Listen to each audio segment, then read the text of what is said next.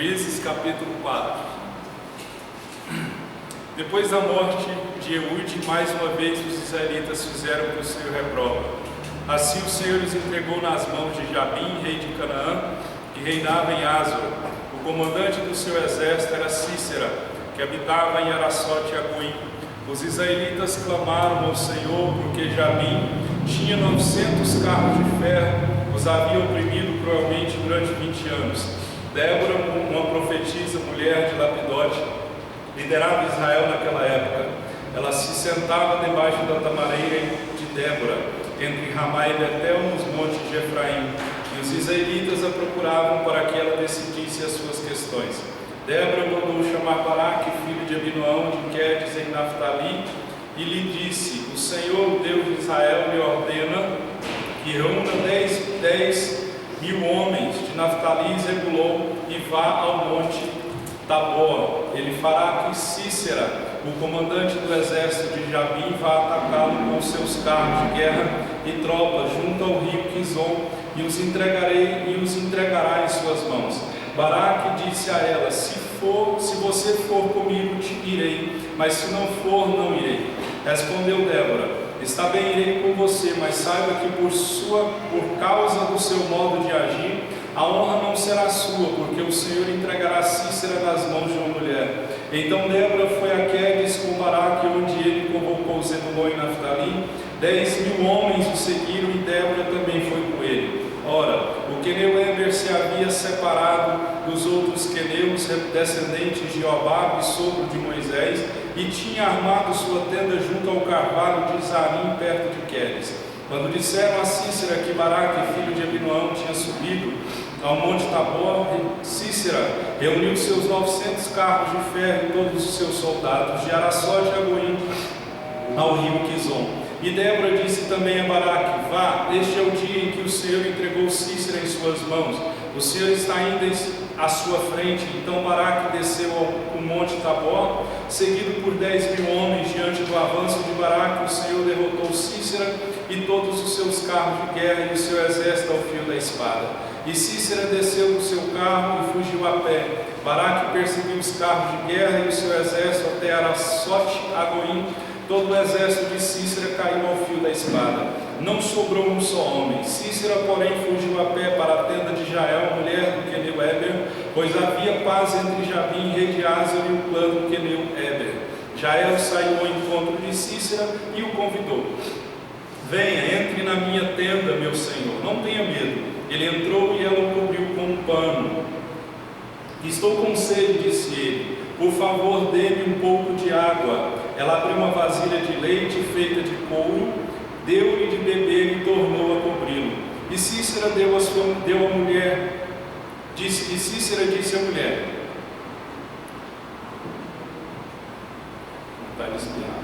Fique à entrada da tenda. Se alguém passar e perguntar se há alguém aqui, responda que não. Entraram Jael, mulher de Eber. Entretanto, Jael, mulher de Eber, apanhou uma estaca da tenda e um martelo e aproximou-se silenciosamente enquanto ele, exausto, dormia no sono profundo. E cravou-lhe a estaca na têmpora.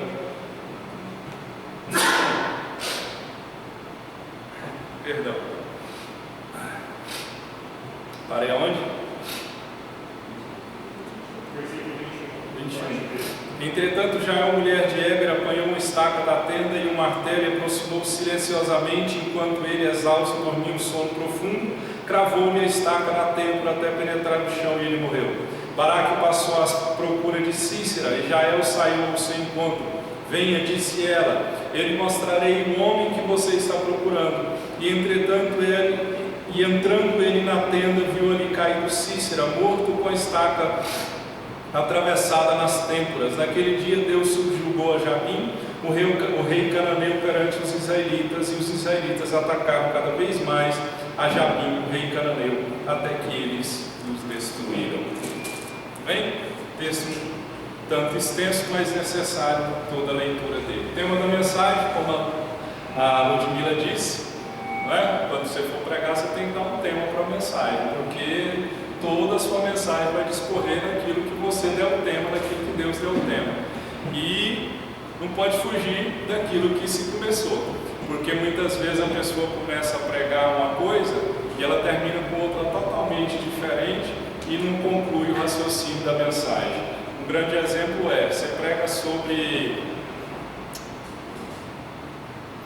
Pedro anda nas águas, né? Depois que ele olha para o vento, o que aconteceu? Ele afunda. Se não tirar Pedro da pregação de dentro do mar, ele vai morrer afogado. Então, você entendeu o raciocínio? Então, o tema da mensagem de hoje é: Deus usa quem Ele quer. Repita comigo: Deus usa quem Ele quer. Amém? Nós sabemos, todos nós aqui, eu creio que sabe, que tem um chamado de Deus no coração. A palavra do Senhor diz em Jeremias capítulo 1, que desde o ventre, antes que Deus nos formasse no ventre da nossa mãe, Deus já havia nos conhecido. A palavra diz que antes que nós saíssemos da madre da nossa mãe, Deus já havia nos santificado e Deus já havia nos dado a profeta às nações. Então a gente sabe que Deus nos chamou. Não sei se você se fez essa pergunta alguma vez na sua vida, mas antigamente eu fazia esse questionamento: por que eu vim ao mundo? Qual é o motivo de eu estar no mundo? Qual é a razão de eu ter nascido? Hoje eu posso afirmar que eu nasci, fui concebido no ventre da minha mãe, porque hoje eu consigo entender o chamado de Deus no meu coração. Deus me chamou para falar a verdade de Deus às pessoas e falar a verdade de Deus assim como você está me ouvindo. Então Deus tem um chamado para você nessa terra, mas muitos, apesar de saberem que são chamados por Deus, eles ainda tentam fugir do chamado de Deus. Jonas é um exemplo claro disso. Ele tenta fugir do chamado de Deus, ele tenta se esconder de Deus, e a gente sabe que é impossível se esconder de Deus. A gente pode até fugir por um tempo, mas vai chegar um momento que Deus vai usar uma pessoa, uma situação, um lugar, para chamar a nossa atenção, para nos fazer voltar para Ele. Porque muitas vezes a gente espera, como Israel esperou chegar aqui, no livro de Juízes, eles só buscavam o Senhor, eles só clamavam o Senhor quando eles chegavam no fundo do poço. E esse é a real condição de muitas pessoas: só esperam, só buscam a Deus quando as portas fecham, quando a situação chega, elas aceitam o chamado de Deus e vão buscar a Deus. Então muitos, apesar de saberem que são chamados por Deus, ainda tentam fugir de Deus. E a gente sabe que Jesus diz: grande é a seara, mas poucos são os trabalhadores da seara. Há muito a ser feito na obra de Deus, mas são poucos os trabalhadores da seara que se dispõem a falar a verdade, que se dispõem a fazer a verdade de Deus ser proclamada na terra. Jesus sabia disso, e ele orienta os discípulos dizendo: olha, vocês têm que orar, dizendo, ele disse, então disse aos seus discípulos: a seara é grande, mas poucos são os ceifeiros. E Jesus orienta os discípulos: rogai, pois, ao Senhor da seara, para que envie ceifeiros. A minha oração sempre é: Deus levanta pessoas para pregar, Deus levanta pessoas para cantar, para tocar, Deus levanta pessoas para cuidar de jovens, de adolescentes, para cuidar de casais, porque eu sozinho eu não consigo fazer tudo, e o Senhor vai levantar. Então há muita coisa a ser feita na obra do Senhor. Por que nós estamos falando sobre isso? Que Deus usa quem Ele quer de chamado. Porque, como nós falamos no domingo retrasado, Deus ele gosta de usar pessoas, coisas e situações que são improváveis para demonstrar o seu poder. Paulo diz que ele escolhe as coisas loucas para confundir as sábias, que não são, para confundir as que são. E aqui há vários personagens, foi citado vários nomes de personagens aqui nesse capítulo. Foi citado Jabim, que é o rei que se levanta contra o povo de Israel. Foi citado Débora, que era uma mulher de fé e de coragem. Foi citado Baraque, que é o capitão do exército de Israel, mas que ele tinha uma fé que hesitava. Foi citado o nome de Cícera, que é o capitão do exército inimigo. Foi citado o nome de Éber, que era um vizinho, que ele era do povo inimigo. Foi citado Jael, esposa de Ébaro, que era uma mulher hábil no martelo, que matou Jabim, que matou Cícera. Depois o senhor fecha a porta aí, pai. Então a gente percebe que nesse capítulo aqui, a história de pecado e arrependimento ela se repete mais uma vez. Se você está prestando atenção em tudo que está sendo falado no livro de Juízes, sempre vai se repetir essa mesma história, esse mesmo versículo e essa mesma frase se repete. Qual é essa frase? O capítulo 4 começa com o seguinte versículo: porém os filhos de Israel tornaram a fazer o que era mal aos olhos do Senhor depois de falecer Eude. O livro de Israel, o livro de Juízes é esse ciclo vicioso: peca, arrepende, Deus levanta um juiz, o povo é salvo por esse juiz, mas esse juiz morre, o povo volta para o Senhor. Então nesse capítulo aqui, Deus levantou um rei ímpio para disciplinar o seu povo, e por mais uma vez o povo do Senhor ficou nas mãos do inimigo por 20 anos. Essa frase acontece comigo e com você. Olhe para alguém, ou melhor, não olhe para ninguém, mas a pergunta que Deus faz para mim e para você muitas vezes, eu acho que Ele olha lá do céu e fala assim: de novo? De novo você caiu no mesmo erro? De novo você fez isso? Você sabia que não podia fazer e de novo você fez isso? E qual é a consequência do pecado, da rebeldia? Deus vai permitir algum tipo de situação adversa, uma situação que às vezes vai nos envergonhar, vai nos humilhar, vai oprimir o nosso coração. É a vontade de Deus se cumprindo, não porque Ele quer, mas é necessário para nós nos arrependermos. Então Israel ficou mais uma vez preso nas mãos de um rei que era tirano. Então nós vamos ver aqui quem Deus usou e por que Deus usou. Não vai dar tempo, porque minha pregadora ela fala muito bem, e eu louvo a Deus pela vida dela. Eu vou dar mais oportunidade para ela, porque assim eu tiro férias, pelo menos um domingo, não é? E vocês também descansam de mim, não é? Porque só fica eu falando. A minha irmã de sangue, parente é desse jeito, ó. Só ela falou a verdade. É minha irmã, essa aí, a de sangue, essa abençoada aí, não é? Então, tá, né? Uhum. Vamos lá. Vamos ver quem Deus usou e por que Deus usou. Acompanhe comigo no capítulo 4, verso 1 ao 3. Diz assim: depois da morte de Eude, mais uma vez os israelitas fizeram o que o Senhor reprova. Assim o Senhor os entregou na mão de Jabim, rei de Canaã, que reinava em Asma. O comandante do seu exército era Cícera, que habitava em Araçote Agoim. Então, quando a gente vê aqui quem Deus usou, Deus usou um rei ímpio para disciplinar o seu povo. A gente percebe que Jabim, que era o rei ímpio, o rei que reinava naquela época, ele foi levantado por Deus para disciplinar o seu povo. Preste atenção no que eu vou dizer. Quando Deus quer disciplinar o seu povo, Ele permite que um ímpio governe.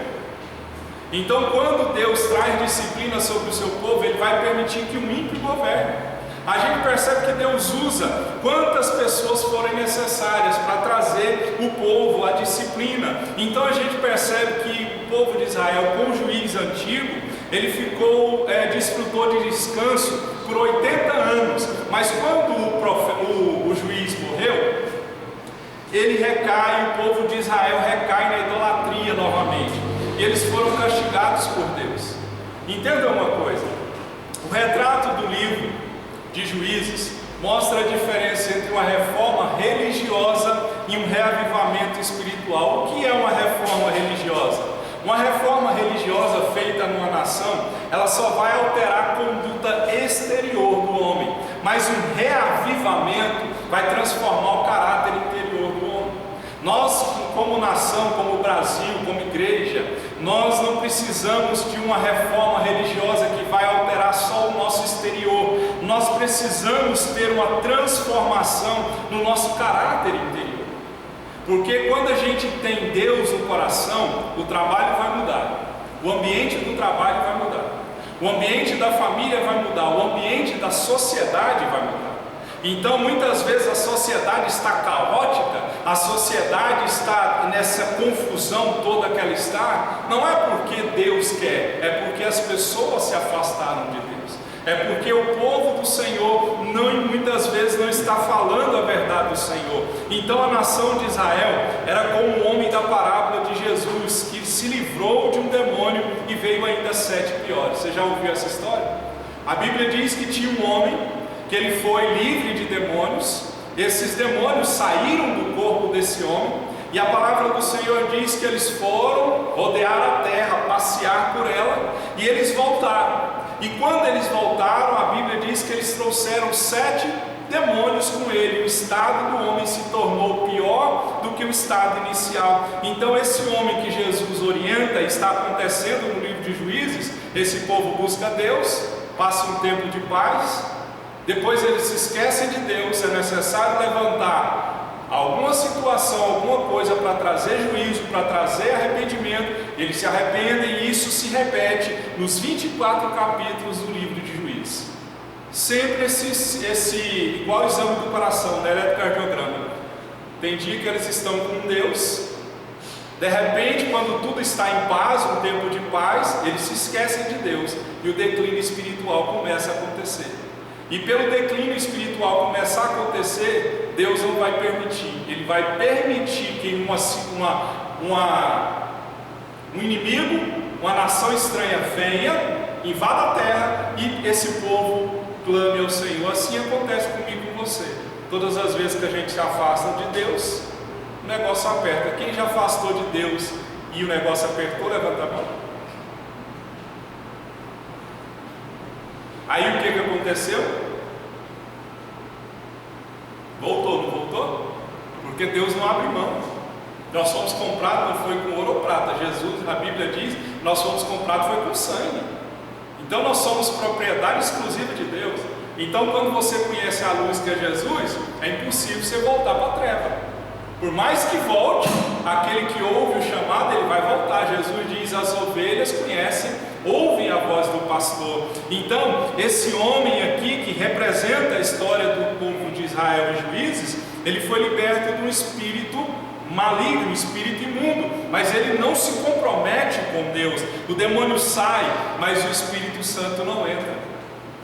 Tem gente que é assim, o demônio saiu do corpo dela, ela passa por um momento de uma vida melhor, mas não acontece uma transformação interior no coração dela. Ela não busca a Deus. Tanto é que o demônio que sai desse homem ainda chama o homem de minha casa. Então a gente percebe que a falta de compromisso com Deus é uma grande ameaça para a nossa vida espiritual. A falta de compromisso, porque um coração vazio sem Deus é vítima perfeita para o diabo. Coração vazio sem Deus é vítima perfeita para o diabo, porque se tem Deus, o diabo não tem acesso. Mas onde não tem Deus, a casa está vazia, ele vai voltar. Então a gente percebe por que nós estamos falando com isso. Porque o rei que foi levantado para disciplinar o seu povo, ele era tão forte, tão poderoso, que o texto diz que ele tinha 900 carros de ferro. Já viu aqueles filmes romanos que tinham os carros de guerra? Esse rei reinava sobre a terra, tinha o controle da terra de Israel, e ele tinha 900 carros de ferro. E o que aconteceu? Mais uma vez o povo pede socorro. Só que eles pediram socorro a Deus. Eles não pediram socorro a Deus para Deus perdoar o pecado deles. Quando Israel clamava a Deus, eles não clamavam a Deus para pedir perdão do pecado. Eles clamavam a Deus para que Deus aliviasse o sofrimento deles. Muitos têm clamado por Deus e a Deus, não é pedindo perdão do pecado, não é para se arrepender dos pecados, é para pedir a Deus para aliviar o sofrimento. Muitas vezes, muitas pessoas são assim, e quem pede só alívio do sofrimento, ele não muda. E por que muitas pessoas não querem pedir perdão de pecado? Porque pedir perdão de pecado implica em mudança. Entenda uma coisa, Provérbios diz assim: o que confessa e deixa, alcança a misericórdia. Tem que confessar o pecado e deixar. Então a gente percebe que eles não pediram perdão a Deus. Eles clamaram por socorro por causa desse rei ímpio que o próprio Deus levantou, para Deus aliviar eles do sofrimento. Eles não pediram perdão para se arrepender. E Atos 3,19, sabe o que diz lá? Arrependam-se, pois, e voltem-se para Deus, para que os seus pecados sejam cancelados. Arrependam-se. Todo dia eu e você temos que nos arrepender do nosso pecado, arrepender do que falamos, do que pensamos, do que fizemos, do que olhamos, do que desejamos, de onde fomos, com quem fomos. Nós temos que pedir perdão, e não é só pedir perdão de pecado, é mudar. Pastor Augusto Nicodemos, ele diz, arrependimento não é quando você chora, arrependimento é quando você muda. Às vezes a gente chora, né? Ah, Deus me perdoe, eu já chorei por causa de coisas que eu fiz, mas se eu voltar a fazer, não houve arrependimento. É arrepender, é mudar. Então a gente percebe que eles queriam que Deus aliviasse o sofrimento, eles não queriam arrepender dos pecados. Então muitas pessoas, isso acontece muito nas igrejas evangélicas, por ensinamento errado, muitos acham que precisam de libertação, quando na verdade precisam se arrepender. Não é? Tem hoje em dia nas igrejas, as igrejas dão nome para os cultos, né? Culto de libertação. Já foi culto de libertação? Não é? Culto de libertação, toda quinta, toda sexta, é o culto de libertação. Aí tem o culto e só vai os crentes, os mesmos. Aí a pergunta que nasce: será se esses crentes não foram libertos quando se converteram? Será se eles precisam ficar indo na igreja quinta após quinta, mês após mês, ano após ano, para ser liberto? Na realidade não precisa de libertação, perdão pela expressão, tem que tomar vergonha na cara, tem que se arrepender dos pecados e mudar. Então a gente pedir a Deus conforto e não purificação não resolve o problema. A sociedade de hoje está pedindo a Deus alívio de sofrimento, não é perdão. Provo para você, eu já falei isso aqui para vocês. Lembra daquela época, quando começou a pandemia? Os prédios, as praças, não podia sair de casa, todo mundo cantando. Como que era a música? Como que é a música? Aquela música que todo mundo conhece. Nos prédios, nas ruas. Eu vi aqui em Goiânia isso acontecer. Aí todo mundo saía na sacada, na janela e começava a cantar. Porque ele vive, posso crer no amanhã. Porque ele vive, temor não há. E assim vai. Mas, me corrija se eu estiver errado, a maioria das pessoas não estavam querendo Deus, elas estavam com medo da morte. Elas não estavam querendo Deus, elas estavam com medo da morte. Eu provo para você. Os que estavam na sacada, pergunta para eles se eles depois passaram em uma igreja. Pergunta para eles se eles continuaram lendo a Bíblia, orando, clamando. Não. Então o povo de Israel era desse jeito. Eles pediam a Deus alívio de sofrimento, eles não se arrependiam, porque o ciclo vicioso se repetia. Porque aqui Deus sempre fala: de novo fizeram o que o Senhor reprova. De novo. Então o que eles precisavam fazer era orar como Davi orou no Salmo 51, verso 10. Cria em mim, ó Deus, um coração puro, renova dentro de mim um espírito inabalável. Cria em mim, ó Deus, um coração puro. Nós precisamos ter um coração puro. O que é esse coração puro? Irmão, se você sabe que tem alguma coisa que te afasta de Deus, que te prejudica, se afaste disso. É uma pessoa? Se afaste dessa pessoa. É um lugar? Se afaste desse lugar. É uma situação? Se afaste dessa situação. Porque se vai te prejudicar espiritualmente, emocionalmente, fisicamente, se afaste. É melhor perder um amigo do que perder a salvação. É melhor perder um trabalho do que perder a salvação. É melhor perder dinheiro, um negócio, do que perder a salvação. Caixão não tem gaveta. A hora que morrer não vamos levar nada disso que a gente fica lutando, brigando e correndo atrás. Não vai. Então a gente percebe que Deus usou o rei para disciplinar o seu povo. Olha para mim. Quem sabe Deus está usando alguma coisa para disciplinar o meu e o seu coração. Quem sabe essa situação que você olha e diz: isso é o diabo. às vezes não é o diabo, às vezes é o próprio Deus que permitiu alguma situação para disciplinar o coração, para chamar a atenção. Aprenda uma coisa: a dor no coração é megafone de Deus para chamar a atenção. Está doendo aqui, ó, está agoniado, não tem paz. Vai para um lado, faz um trem, faz uma coisa, não dá certo, faz outra coisa, não consegue dormir, não tem paz, não tem alegria, não tem ânimo, não consegue. É Deus falando: ei, vem cá, que eu tenho paz. Tu conservarás em paz. É o versículo que eu disse para a menina de hoje. Tu conservarás em paz, cuja mente está firme em ti. É Provérbios, Isaías 26, 3 eu paro. Tu conservarás em paz, cuja mente está firme em ti. Quer ter paz? Busca Deus. Quer ter tranquilidade? Anda com Deus, para que Deus não levante uma disciplina sobre mim e sobre você. Amém? E Paulo diz: dura coisa é cair na mão do Senhor. Cair na mão de Deus vai ser disciplinado. É o ditado: onde o filho vai chorar, a mãe não vai ouvir. Jó caiu na mão de Deus. Todo mundo conhece a história. Perdeu tudo. Perdeu casa, perdeu família, perdeu saúde, perdeu tudo. Mas nós sabemos que Jó não negou a Deus, não questionou Deus, não pecou contra Deus. Então, deu para entender aqui?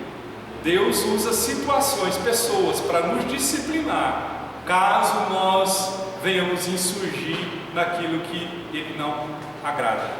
Amém? Então, às vezes, eu e você estamos sendo disciplinados por Deus. A porta fechou, o negócio não está dando certo, anda para um lado, anda para o outro. Pode ser Deus. Ele quer o seu mal? Não, Ele quer o seu bem. Ele quer te chamar para perto dele. Amém?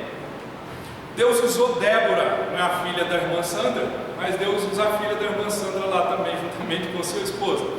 Deus usou Débora, é uma das outras personagens dessa história, desse livro.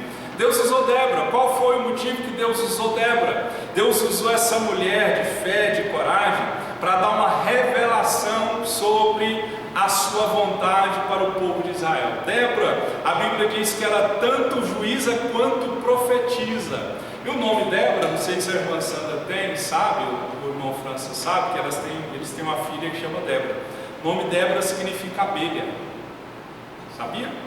Né? O nome Débora significa abelha. Então essa mulher de fé e de coragem, ela era juíza. E não só juíza, ela era também profetisa. E o Juízes 5 diz que ela se considerava uma mãe para o seu povo. Ela considerava uma mãe para o seu povo. E qual foi a revelação que Deus usou essa mulher sobre o futuro dos inimigos de Israel? Deus usou essa mulher para dizer para Baraque, que era o capitão do exército, para ele reunir um exército. Nessa época de Juízes, os soldados eram escassos, as armas praticamente não tinha arma. Nós temos que lembrar que a história é que o povo se apostatou de Deus, se afastou de Deus, então não tinha um exército ativo como Josué tinha. Josué tinha um exército, Josué tinha armas, aqui eles não tinham. Então a gente percebe que Deus mandou, através de Débora, que Baraque deveria reunir um exército para se levantar, que Deus ia armar uma cilada contra o rei, ia atrair esse inimigo, ia glorificar a Deus, o próprio Deus, através de Débora, através de Baraque. A gente percebe aqui que o chamado de Débora foi um ato de graça, mas também foi uma humilhação para os israelitas. Por que foi uma humilhação para os israelitas? Porque naquela época havia um domínio masculino, mulher não tinha vez. Essa é a grande verdade. Nessa época aqui, mulher não se levantava para falar igual hoje a Ludmila veio aqui e trouxe uma palavra da parte do Senhor, não. Mulher não tinha posição de liderança. E a gente percebe que naquela época o domínio era masculino. Então a gente percebe aqui, Isaías 3,12, Meu povo é oprimido por uma criança, mulheres dominam sobre eles. Então, quando Deus chamou Débora, Deus deu a mulher, uma mulher para ajudá-los, mas Deus estava tratando Israel como criança, porque Israel era como criança com relação às coisas espirituais, eles não cresciam, eles sempre eram reprovados, sempre agiam como crianças. E assim é a vida de muitas pessoas, são crianças na fé, não crescem. Não cresce. Eu como pastor, para um pastor é muito difícil, porque o papel de um pastor é igual um professor. O professor ensina, na esperança de que o aluno vai passar de ano, na esperança que o aluno vai crescer, vai progredir na fé e vai ensinar outros no caminho do Senhor. Mas parece que muitas pessoas gostam de ser bebês espirituais. Bebê na fé, você tem que ficar ligando para ele, você tem que ficar insistindo para ele ir para a igreja, insistindo para ele orar, insistindo para ele ler Bíblia, insistindo para ele falar de Deus, coisas que pessoas maduras na fé não é mais necessário. Paulo disse assim: quando eu era menino, falava como menino, quando eu cresci, atingi a maturidade, eu deixei de falar das coisas de menino. Então essa mulher foi chamada, Débora foi chamada para revelar a vontade de Deus para o povo. E você pode estar se perguntando: em que isso se aplica na minha vida? Você foi chamado. Antes que você estivesse no ventre, você foi chamado.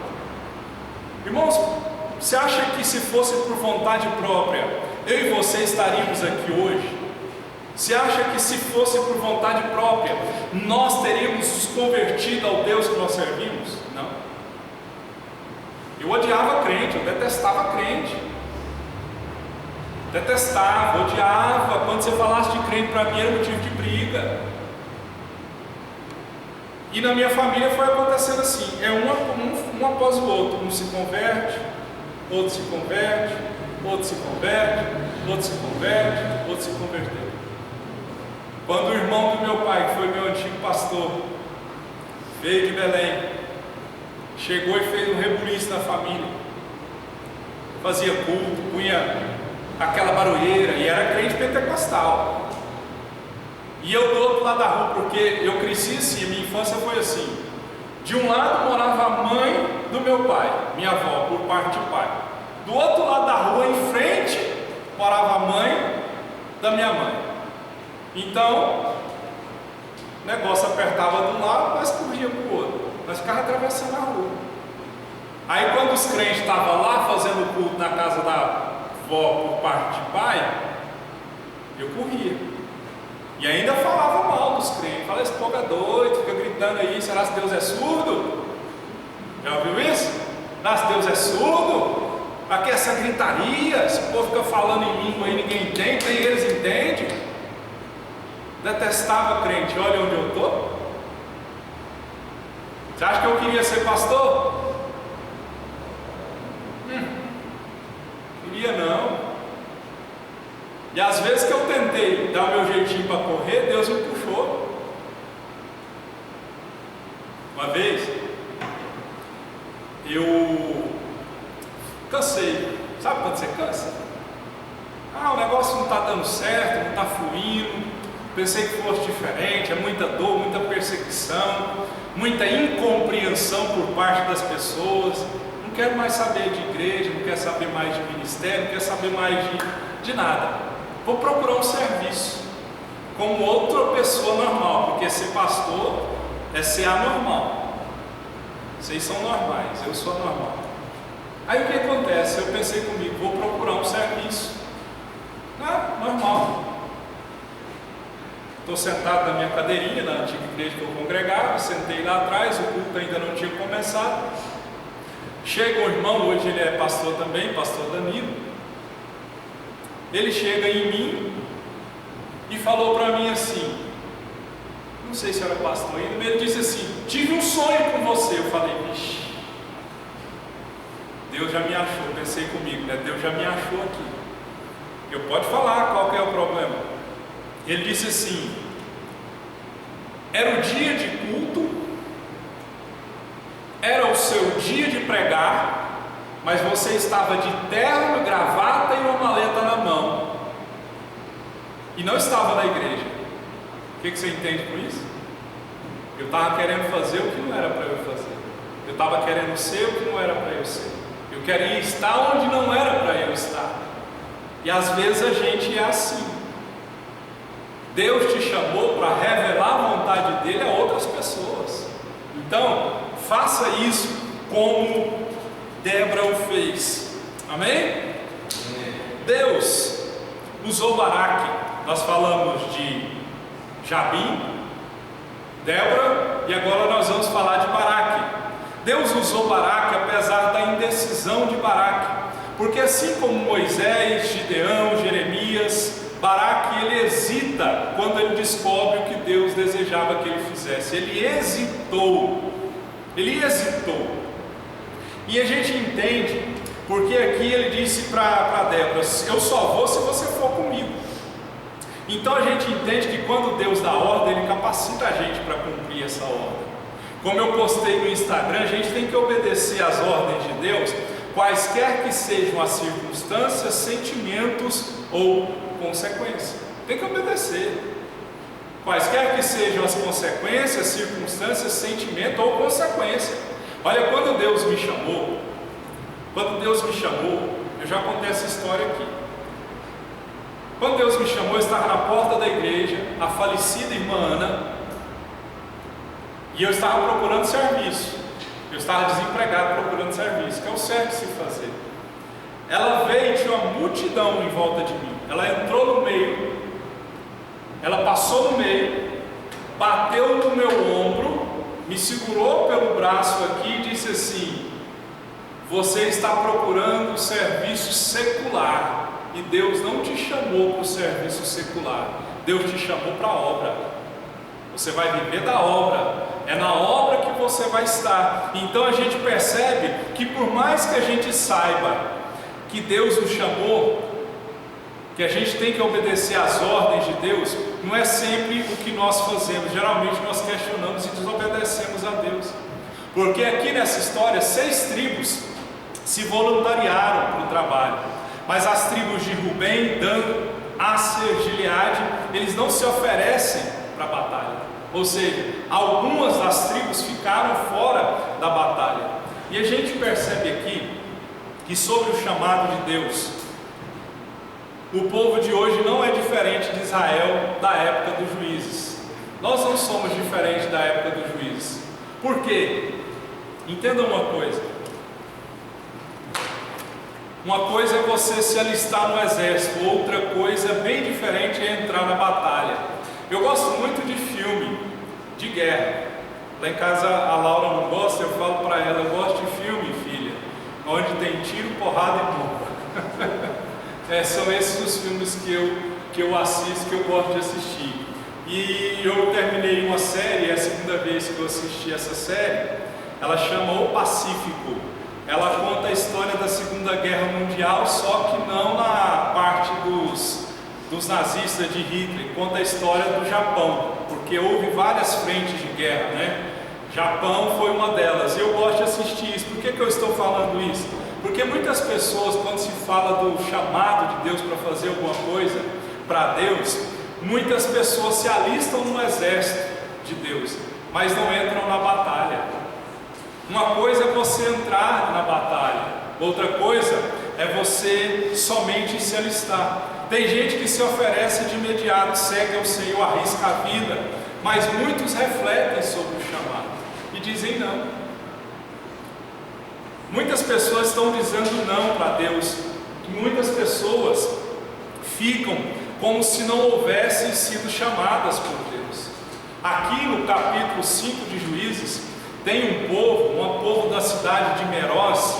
Eles não enviaram voluntários, não enviou voluntário, ninguém se levantou como voluntário.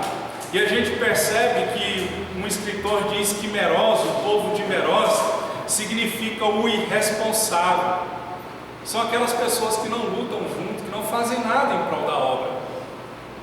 Elas estão vendo alguns sobrecarregados, alguns sofrendo e não fazem nada. Um exemplo simples e claro: Você entrou na igreja, tem um copo no chão. Você entrou na igreja, tem uma cadeira fora do lugar. Uma coisa simples de ser feita. Se passou e foi indiferente aquele copo ou aquela cadeira, você só se alistou, você não entrou na batalha. Se você ver alguém sofrendo e não fala nada para ela, não fala de Jesus para ela, mesmo você sabendo que Jesus tem paz. Olha, eu me lembro aqui, olha como que é o Espírito Santo de Deus. Esses dias atrás eu fui no supermercado. Ao voltar para minha casa, retornar para o meu lar, estava eu e minha filha. Eu vi uma senhora num ponto de ônibus aos prantos, chorando. E eu falei para minha filha: olha a mulher chorando. Sabe o que o Espírito Santo falou aqui no meu coração agora? Por que você não parou? Por que você não parou e perguntou o que ela estava passando? Jesus disse assim: tive sede, não me deste beber. Tive fome e não me deste comer. Estive preso e vocês não foram me visitar. Jesus estava falando das pessoas que sofrem necessidade, estava falando das pessoas que sofrem problema, e o povo de Deus, que tem a solução, que é Deus, passa, olha e fica indiferente. 6 tribos não se arriscam. Muitas pessoas, elas se alistaram no exército de Deus, se converteram a Deus, mas elas não entram na batalha, elas ficam de braços cruzados, não faz nada em prol da igreja, nada em prol da obra, mas quando é uma vitória, elas querem desfrutar da vitória. Não fez nada, mas quando é uma bênção, ela quer desfrutar da bênção. E nós não podemos ser assim. Nós fomos alistados no exército, foi Deus quem nos alistou. Mas se nós ficarmos de braço cruzado, nós não entramos na batalha. Nós somos como o povo de Meroz. E sabe que esse povo de Meroz era da cidade do capitão do exército de Israel. E o escritor Philip Brooks, ele diz que Meroz representa o irresponsável, o que não tem responsabilidade com as coisas de Deus. Eu não me lembro a referência do versículo, mas tem um versículo em Jeremias ou Isaías que diz assim: maldito é aquele que preserva a sua espada do sangue. O que é isso? A guerra está acontecendo, pessoas estão sendo mortas e levadas ao inferno, pessoas estão sendo levadas, como a Ludmila diz, pelo suicídio, pela depressão, pelas drogas, pela bebida. Casais estão sendo destruídos, famílias estão sendo destruídas, casamentos estão sendo destruídos. E o povo de Deus que se alistou, muitos não entraram na batalha, não está fazendo nada, não está orando, não está jejuando, não está visitando, não está mandando uma mensagem sequer para essa pessoa que você sabe que está passando por problema. Não está passando uma mensagem para essa pessoa, dizendo: olha, eu não posso fazer nada, mas eu estou orando por você, Jesus te ama, Deus vai mudar a sua situação. Isso muda ou não muda a situação de uma vida? Muda ou não muda o dia da pessoa? Nós, irmãos, somos luz, luz em meio às trevas. Jesus diz que a luz não pode ficar debaixo da mesa. Se ela ficar debaixo da mesa, ela não vai ter o papel dela desempenhado. Então a gente percebe que Deus usa Baraque, apesar da indecisão dele. Então muitas pessoas estão assim, refletindo seriamente sobre o chamado, mas diz não para Deus. Enquanto outros, de imediato, seguem o Senhor, arrisca a vida. Olha, quem sabe você não foi chamado para falar aqui, como eu tenho essa facilidade de falar. Mas quem sabe você pode dobrar o seu joelho, você pode ofertar, você pode chorar por alguém, você pode visitar alguém, você pode abraçar alguém. As formas de ajudar são inúmeras.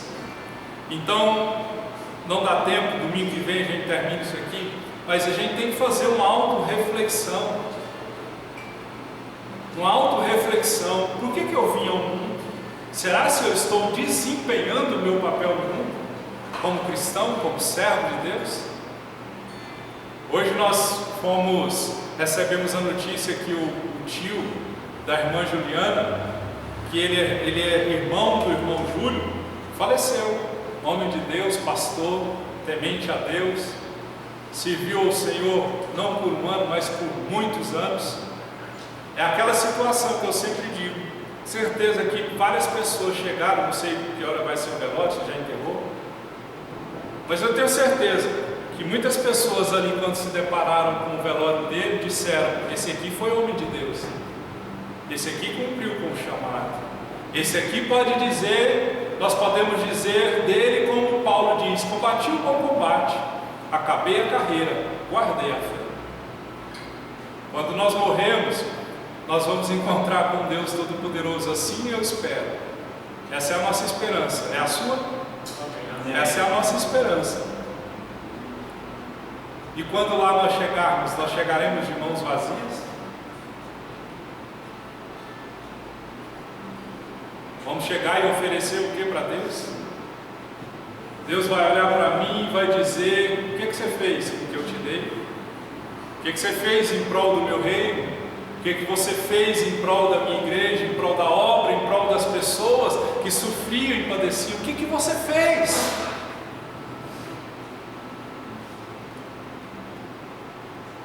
Eu me lembro do versículo que diz assim: naquele dia muitos vão me dizer: Senhor, Senhor, preguei em teu nome, profetizei em teu nome, curei em teu nome. Mas muitos vão ouvir a seguinte frase: afasta-te de mim, porque eu não te conheço. São pessoas que fizeram a vontade de Deus, como a irmã Ludmila bem disse, buscaram a Deus por interesse próprio. Por interesse próprio. Então, amados, fica aí para nós. Deus usou Baraque, apesar da indecisão dele. Ele vira para Débora e diz: olha, eu vou, só se você for comigo. Eu vou só se você for comigo. Mas a gente percebe que Débora foi com Baraque. Ele diz para ela: eu vou reunir o exército, vou contra o rei inimigo, mas você tem que ir comigo, Débora. Ela era juíza e profetisa. Débora foi com Baraque, mas com uma condição. O verso 9 diz a condição. Respondeu Débora: está bem, irei com você, mas saiba que por causa do seu modo de agir, a honra não será sua, porque o Senhor entregará Cícera nas mãos de uma mulher. Deus tirou a honra dos homens para dar às mulheres. Deus tirou a honra dos homens para dar às mulheres. E aqui fica o puxão de orelha para os homens. Nós, homens, temos que assumir o papel que Deus nos fez para ser. Tem muito homem, perdão pela expressão, que é frouxo, é mole, é banana, não assume o papel. E quando o homem não assume o papel que Deus fez para ele ser cabeça, sabe o que vai acontecer? Vai haver uma inversão de papéis. A mulher vai ter que fazer o papel do homem e o homem acaba fazendo o papel da mulher. Não pode ser assim. Amém? Amém? Por mais que seja dura a palavra de hoje, não é aquela palavra que afaga o nosso ego, mas é uma palavra que confronta o nosso ego. Deus faz ferida porque Ele quer curar. Ah, é. É porque quando a gente fez a cruz ali, o irmão Lincoln tem o LED ali por trás, né? Aí a gente brincou que quando a cruz estivesse vermelha, que a palavra era dura. Quando a cruz estivesse azul, que a palavra era mais branda. Mas como o pastor que nos prega aqui, ela fica vermelha todo dia, né? Porque é só paulada. Mas domingo passado foi mais branda, né? Foi mais tranquilo. Mas domingo que vem a gente termina.